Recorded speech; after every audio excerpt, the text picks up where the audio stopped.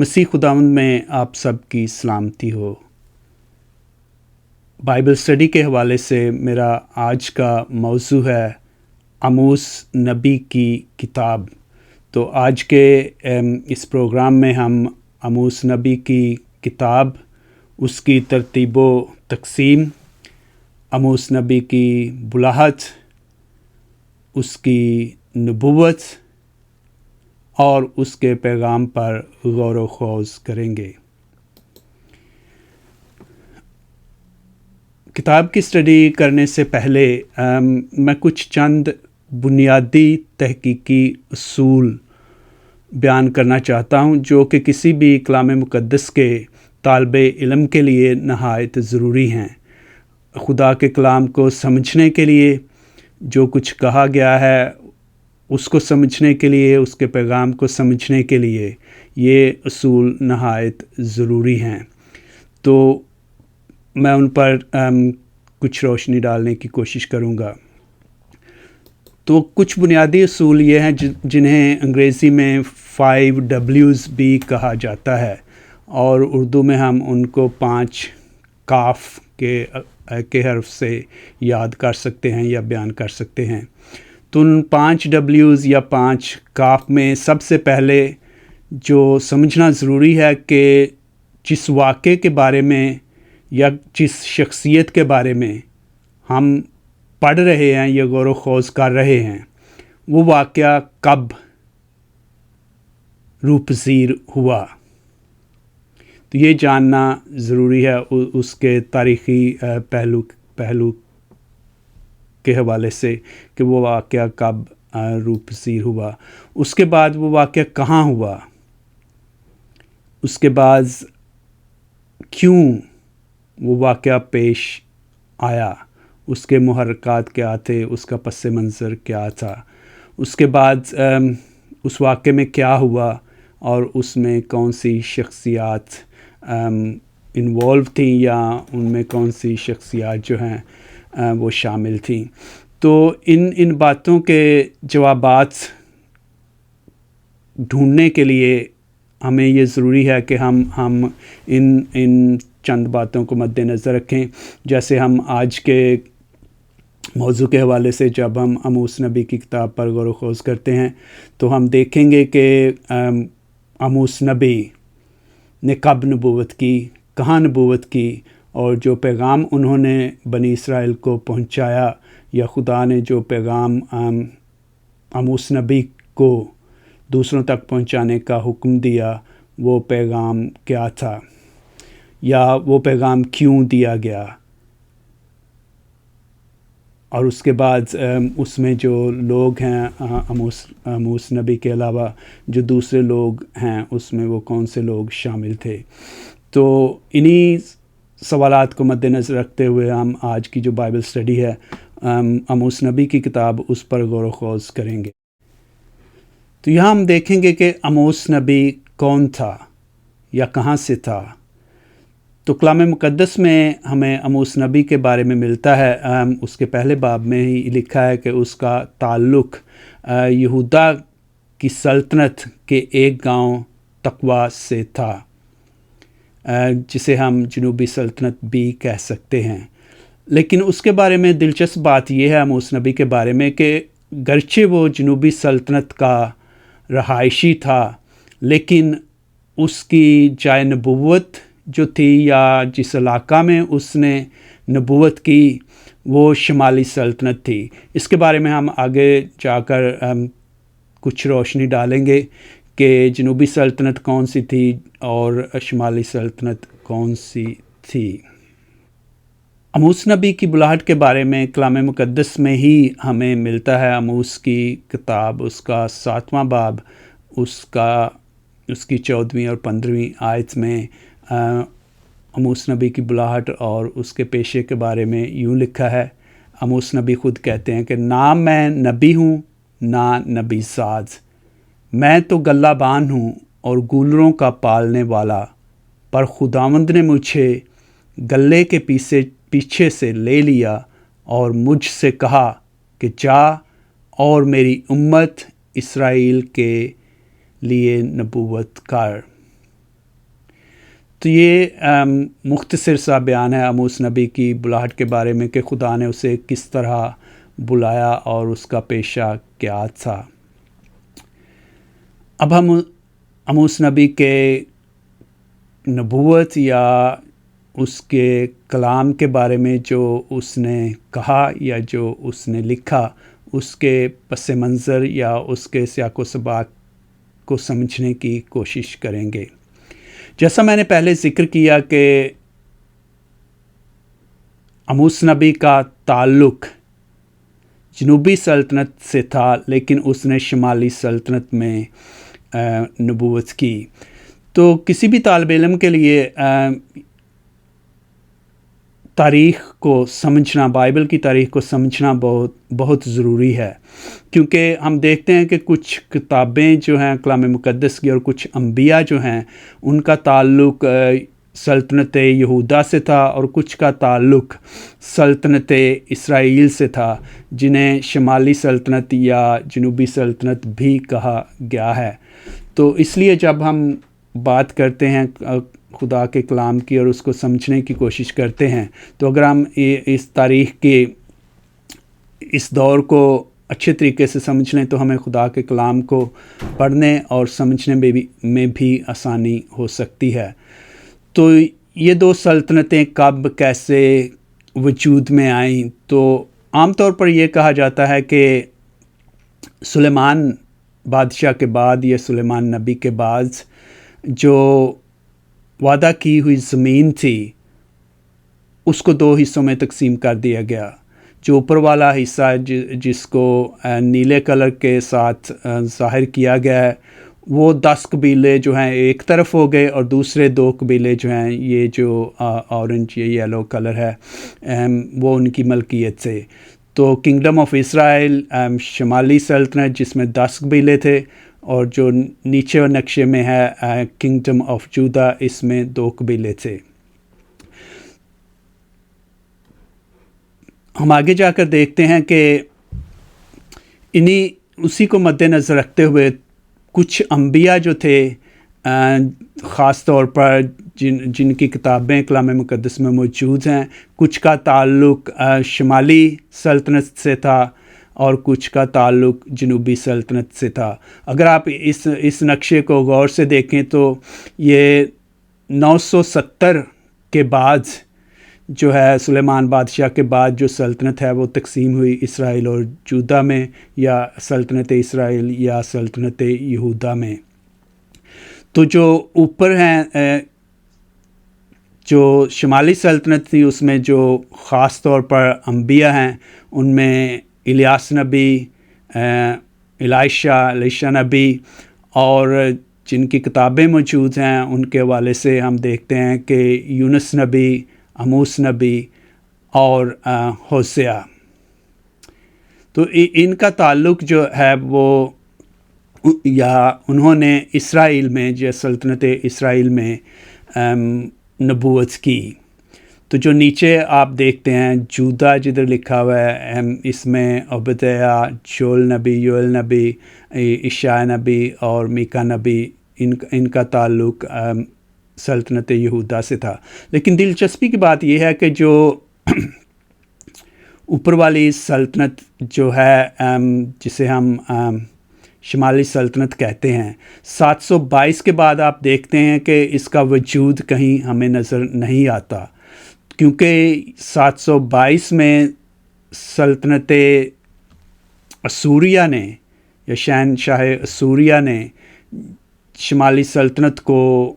پر حملہ کیا، اسے تباہ و برباد کر دیا، اور اس کے بعد سے ان کا وجود ختم ہو گیا۔ لہٰذا اس کے بعد سے 722 کے بعد سے جب آپ کی نبوت کی باتیں یا انبیاء کے بارے میں آپ پڑھتے ہیں تو وہ ساری نبوت جو ہے وہ زیادہ تر جو ہے وہ یہودا کی سلطنت میں کی گئی، جس میں آپ اس نقشے میں دیکھ سکتے ہیں کہ جو انبیاء اکرام ہیں ان میں نحوم نبی ہے، زفنیہ نبی ہے، حبقوق نبی ہے۔ تو یہ دراصل 722 کے بعد انہوں نے نبوت کی یہودا کی سرزمین میں۔ اور اس کے بعد جب آپ یہ دیکھتے ہیں اورنج جہاں ایگزائل لکھا ہوا ہے 586 کے بعد، اس میں ہم دیکھتے ہیں کہ شاہ بابل نے جو یہودا کی سرزمین تھی اس پر فتح پائی اور بابل میں بنی اسرائیل کو اسیر بنا کر لے گیا۔ تو اسیری کے دوران کے جو انبیاء ہیں، یرمیہ نبی جنہوں نے اسیری کے کچھ یا بالکل کچھ عرصہ پہلے نبوت کی، اور پھر اسیری کے دوران بھی انہوں نے نبوت کی، اور اس کے ساتھ حزقیل اور دانیل نبی جو ہیں انہوں نے بھی اسیری کے دوران، بابل کی اسیری کے دوران نبوت کی۔ پھر بابل کی اسیری کے بعد جب بنی اسرائیل کے لوگ جو ہیں وہ واپس آتے ہیں، تو پھر ہم دیکھتے ہیں 520 کے بعد جو انبیاء اکرام ہیں 450 تک، ان میں زکریا نبی، حگائی نبی اور ملاکی۔ تو اس نقشے کو اچھی طرح سمجھنے سے آپ یہ سمجھ سکتے ہیں، جب آپ خاص طور پر انبیاء کرام کی کتابوں کا مطالعہ کرتے ہیں تو آپ یہ دیکھ سکتے ہیں کہ سلطنت اسرائیل سے کون سے نبی تھے اور وہ کب تک مارز وجود میں رہی اور کب ختم ہوئی 722 میں، اور جو یہودا کی سلطنت یہودا تھی اس میں کون سے انبیاء تھے اور وہ کب تک قائم رہی۔ اس کے بعد ہم دیکھتے ہیں کہ آموس نبی کے حوالے سے، جیسا کہ میں نے پہلے کہا کہ اس کا تعلق سلطنت یہودا سے تھا، تقویٰ کے مقام سے، جدھر یہ آپ ریڈ ایرو دیکھ سکتے ہیں۔ لیکن خدا نے اس کو نبوت کرنے کے لیے جو ہے وہ سلطنت اسرائیل میں بھیجا، اور اس نے بیتھل کے مقام پر جا کر نبوت کی۔ تو ظاہر ہے ایک حساب سے اس نے اپنا بارڈر جو ہے وہ کراس کیا، اپنی مملکت سے وہ دوسری مملکت میں گیا، اور جب اس نے بنی اسرائیل کو خدا کے احکامات کے بارے میں بتایا یا سلطنت اسرائیل کو بتایا، تو انہیں کافی ناپسند آیا کہ یہ دوسرے ملک سے، دوسری سلطنت سے آ کر ہمیں بتا رہا ہے کہ ہمیں کیا کرنا چاہیے۔ تو وہاں کے بادشاہ اور وہاں کے جو کاہن تھے انہوں نے اسے کہا کہ تو واپس اپنے ملک کو چلا جا، جیسا کہ ہم آموس کی کتاب اس کا 7 باب اس کی 12 سے 14 آیت میں دیکھتے ہیں۔ تب بیتل کے کاہن امسیہ نے آموس سے کہا کہ اے غیب بین، روانہ ہو، یہودا کی سرزمین کو بھاگ جا، وہیں اپنی روٹی کھا اور وہیں نبوت کر، لیکن بیتل میں پھر کبھی نبوت نہ کرنا، کیونکہ یہ بادشاہ کا مقدس اور سلطنت کا معبد ہے۔ تو اس لیے کیونکہ آموس نبی کا تعلق سلطنت یہودا سے تھا، اسے مجبور کر دیا گیا کہ وہ واپس اپنی زمین پر چلا جائے اور وہیں جا کر نبوت کرے۔ یہ پھر وہی جو پہلے میں نے بتایا اسی کا ایک سلائیڈ ہے، اس کو علیحدہ علیحدہ کر کے آپ دیکھ سکتے ہیں کہ جو سلطنت یہودا تھی یا جنوبی سلطنت تھی اس میں کون سے انبیاء تھے اور انہوں نے کب تک وہاں پر نبوت کی۔ تو اسی طرح اس میں آپ نیچے دیکھ سکتے ہیں کہ یہ جو دوسرا سلائیڈ ہے اس میں شمالی قبیلے، جو 2 قبیلے تھے یا شمالی سلطنت تھی، اس میں کون سے انبیاء تھے، اور اس کے دور کو آپ اچھی طرح سے دیکھ سکتے ہیں، عبیدیہ سے شروع ہو کے یوئیل، عیسیٰ، مائکہ، ارمیہ، حزقیل، دانیل، ملاکی، حگائی، اور پھر اس کے ساتھ ساتھ زفنیہ، حبقوق، زکریا وغیرہ۔ تو آپ دیکھ سکتے ہیں کہ خاص طور پر جن کتابوں کا کلام مقدس میں صحائف انبیاء کا جب ہم ذکر کرتے ہیں تو جنوبی سلطنت یا سلطنت اسرائیل میں صرف 3 کتابیں یا 3 انبیاء نے وہاں پر نبوت کی، جن میں یونس نبی، آموس نبی، گو کہ اس کا تعلق شمالی سلطنت سے تھا لیکن اس نے وہاں پہ نبوت کی، اور ہوشیہ نبی۔ تو یہ بڑی انٹرسٹنگ بات ہے کہ جب آپ کلام مقدس میں سے خاص طور پر صحائف انبیاء پڑھتے ہیں تو اس تاریخ کو جاننا بہت ضروری ہے کہ یونس، آموس اور ہوشیہ یا ہوسیہ نے اسرائیل کی سلطنت میں نبوت کی، اور باقی کے تمام انبیاء جو تھے وہ انہوں نے سلطنت یہودا میں نبوت کی۔ اسی کو پس منظر کو اور سیاق و سباق کو آگے بڑھاتے ہوئے ہم دیکھتے ہیں کہ आमोस नबी के दौर में जब खुदा ने उसे बुलाया और उसे नबूवत के लिए भेजा, तो उस वक्त हम देखते हैं कि सल्तनत इसराइल अपने दौर के खुशहाल तरीन वक्त से गुज़र रही थी। तारीख़ी खुशहाली और फरावानी का दौर और माशी और माली तरक्की का दौरा था। तो ये बनी इसराइल की तारीख़ में सल्तनत इसराइल में बड़ी खुशहाली और फरावानी का दौर था। लेकिन इसके साथ साथ जहाँ एक तरफ दुनियावी तौर पर खुशहाली और फरावानी थी, लेकिन इसके साथ साथ हम देखते हैं कि रूहानी पस्ती, अखलाकी इक़दार और समाजी एहसासात और जज्बात का फुक़दान और नाइंसाफ़ी, गरीबों की इस्तेहसाली, बदइनवानी और रिश्वत वगैरह का दौरा था। इसके बाद हम देखते हैं कि ये वो पस मंज़र था, ये वो सियाक़ो सबाक़ था जिसमें खुदा आमोस नबी को बुलाता है और वो कहता है कि सल्तनत इसराइल को जाकर इंतबाह करो और उन्हें ये पैगाम दो कि तुम रूहानी तौर पर जिस पस्ती में और अखलाकी इक़दार में जिस तरह से नीचे गिरते जा रहे हो, ये खुदा को नापसंद है। और आमोस नबी जब उन लोगों को जाकर खुदा के कलाम के बारे में बताता है, तो यही वजह है कि वो उन लोगों को नापसंद आता है और वह आमोस नबी को कहते हैं, जैसा कि हमने पहले देखा, कि जा तू वापस अपने मुल्क में चला जा। इसी पैगाम को बेहतर तरीके से हम समझ सकते हैं जब हम आमोस नबी की किताब की तरतीब व तक़सीम के बारे में देखते हैं। हम देखते हैं कि आमोस नबी उसके पहले से चौथे बाब तक हम देखते हैं कि इसराइल की जो हमसाया कौमें हैं, खुदा आमोस के ज़रिए उनको एक धमकी अमेज़ या अज़ाब इलाही के बारे में उनको पैगाम देता है कि खुदा का अज़ाब जो बनी इसराइल के इर्द गिर्द कौमें हैं उन पर उतरने वाला है। उनमें शामिल थे दमिश्क, गाज़ा, सूर, अदूम, अमोन और मुआब वगैरह के इलाके या सल्तनतें। तो पहले 4 अबवाब में हम पढ़ते हैं आमोस नबी की किताब के कि वहाँ दीगर कौमों को अज़ाब इलाही के उनके कामों की वजह से, उनके चाल चलन की वजह से, बुतों की पूजा की वजह से उन पर अज़ाब इलाही जो है वो नाज़िल होने को है, और आमोस नबी ये उनको बताते हैं। उसके बाद हम देखते हैं कि 5वें और 6ठे बाब में आमोस नबी इसराइल के गुनाहों की मज़म्मत करते हैं, उनको तौबा का पैगाम देते हैं और उसके साथ साथ उनके कामों की वजह से, बनी इसराइल के गुनाहों की वजह से, उनके चाल चलन की वजह से, गरीबों के साथ इस्तेहसाली की वजह से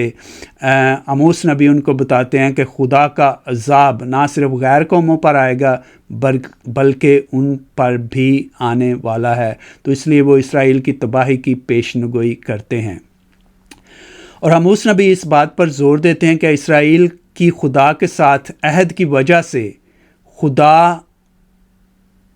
उन्हें ये तौबा का पैगाम या एक मौका अता कर रहा है कि वो खुदा की तरफ रुजू करें और खुदा की सच्ची इबादत करें और अदल व इंसाफ की ज़िंदगी को तरजीह दें और गरीबों के इस्तेहसाल से गुरेज करें। इसके साथ साथ हम देखते हैं कि यहीं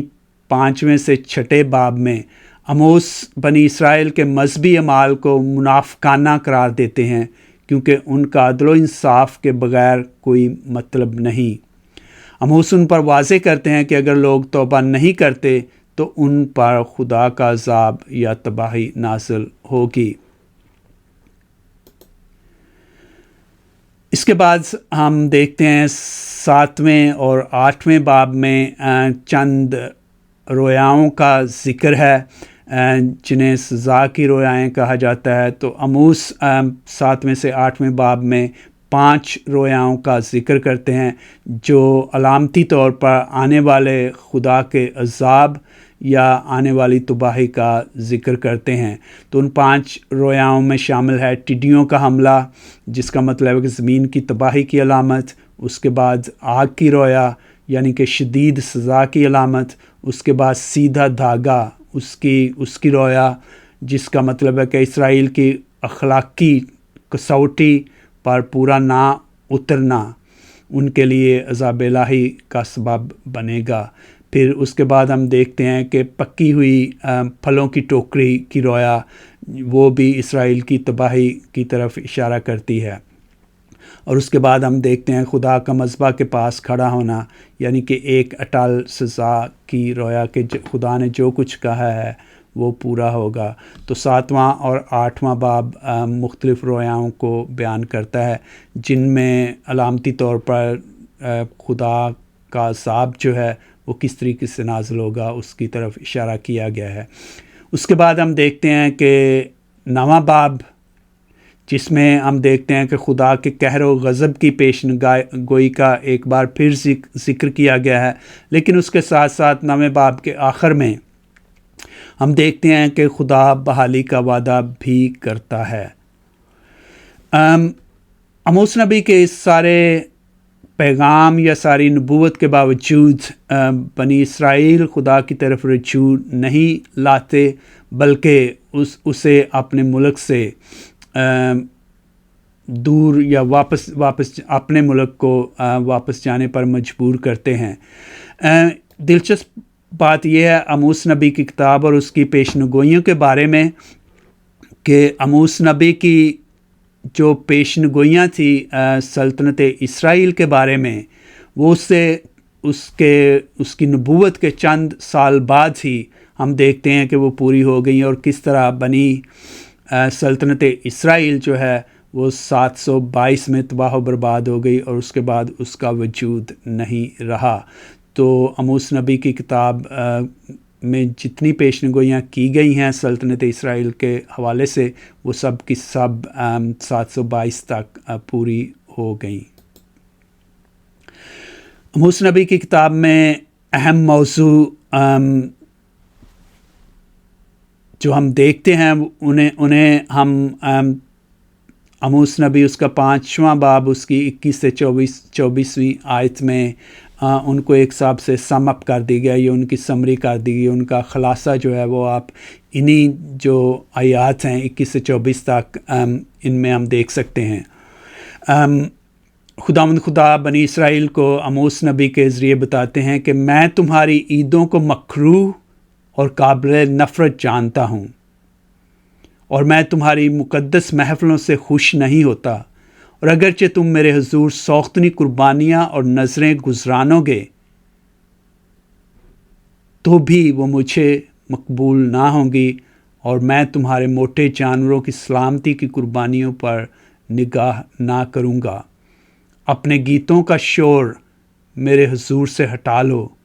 क्योंकि मैं तुम्हारी सारंगियों का राग ना सुनूँगा, बरक्स इसके अदल को पानी की तरह और सदाकत को बारहमासी नदी की मानिंद जारी रख।